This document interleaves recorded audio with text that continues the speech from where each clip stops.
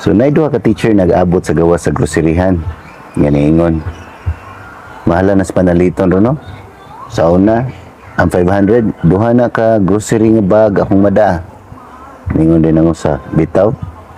Karon ang 500 di nagay ka puno sa usa ka plastic bago. Daghan na magong CCTV. So joke ra to ha. Pero ang story is all about misaka ang presyo. Dito ka pugong sa presyo kay magsige og saka ang presyo. Pero ang sweldo panagsara.